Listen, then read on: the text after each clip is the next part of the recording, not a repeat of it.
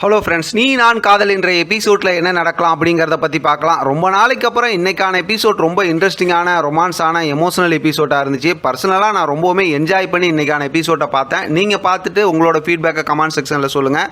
இப்போ ராகவும் அபியும் இன்றைக்கான எபிசோட் ஸ்டார்டிங்கில் ஒரு 5 நிமிஷம் ரொம்பவுமே சூப்பராக பேசிக்கிட்டாங்க. இப்போ அப்படியே பார்க்க அவ்வளோ சூப்பராக இருந்துச்சு.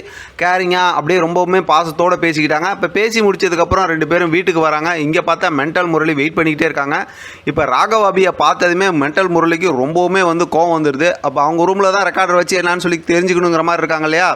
அடுத்து ரூமுக்குள்ளார வந்ததுக்கப்புறம் பார்த்தோம்னா ராகவ் அபி அவ்வளோ பாசமாக பேசிக்கிறாங்க. இப்போ சாப்பிட்லங்கிறதுக்காக ராகவ் டீ பிஸ்கட் ரஸ்க்லாம் எடுத்துகிட்டு வராரு.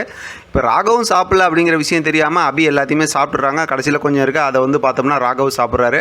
ஆனால் இடையில பேசும்போது பார்த்தோம்னா அந்த முரளி சம்மந்தமாக ஒரு பேச்சு வருது. அப்போ தான் ராகவ் சொல்கிறாரு, அது மட்டும் நம்ம பேச வேணாமே அப்படிங்கிற மாதிரி சொல்லிடுறாங்க. உண்மையிலுமே இன்றைக்கான எபிசோட் ஸ்டார்டிங்கில் ஒரு 10 நிமிஷம் ரொம்பவுமே சுவாரஸ்யமாகவும் இன்ட்ரெஸ்டிங்காகவும் இருந்துச்சு. சொல்லப்போனால் கதையை ஸ்டார்ட் பண்ணிட்டாங்க அப்படின்னே சொல்லலாம். இன்றைக்கான எபிசோட்டை பார்க்கும்போது ராகவோட புது ஹேர் ஸ்டைலும் ரொம்பவுமே சூப்பராக இருக்குது. நான் ஏற்கனவே சொல்லணும்னு நினச்சேன், மறந்துட்டேன். கிட்டத்தட்ட ஒரு 2-3 வாரத்துக்கு மேலே ஆயிடுச்சு இந்த ராகவோட புது ஹேர் ஸ்டைல். அடுத்து பார்த்தோம் அப்படின்னாக்கா இப்போ ராகவ் ரூமில் வச்சு அந்த ரெக்கார்டர் அடிக்கிறதுக்கு மென்டல் முரளி வராங்க.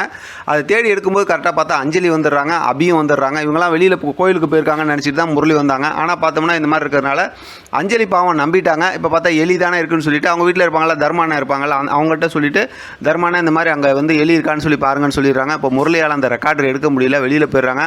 ஆனால் அதுக்குள்ளே அபி போய் அந்த மாத்திரை கரெக்டாக தான் இருக்கா அப்படின்னு சொல்லி செக் பண்ணி பார்க்குறாங்க. ஆனால் அந்த மாத்திரை உண்மையிலுமே ஞாபக மருந்துக்கு சாப்பிட்ற மாத்திரையாக இருக்குது. ஒன்றுமே புரியாமல் தான் அபி இருந்துகிட்டு இருக்காங்க. இப்போ அஞ்சலி கிட்ட துருவி கேட்குறாங்க. இருந்தாலும் அஞ்சலி கரெக்டாக தான் எங்கள்கிட்ட மாத்திரை இருக்குது அப்படிங்கிற மாதிரி சொல்லிடுறாங்க. அப்போ தான் பார்த்தோம்னா முரளியோட மைண்ட் வாய்ஸில், அபி நீ இந்த அளவுக்கு நீ கேட்பியா, நீ மெடிக்கலில் போய் கேட்டதெல்லாம் நான் பார்த்துட்டேன், அதனால தான் நான் எல்லாம் மாற்றி வச்சுட்டேன் அப்படிங்கிற மாதிரி முரளி மென்டலில் அதாவது மைண்ட் வாய்ஸில் சொல்கிறாங்க. அபி அப்படியே குழப்பத்தோடு இருக்காங்க. அதோடு இன்றைக்கான எபிசோட் முடிச்சிருக்காங்க.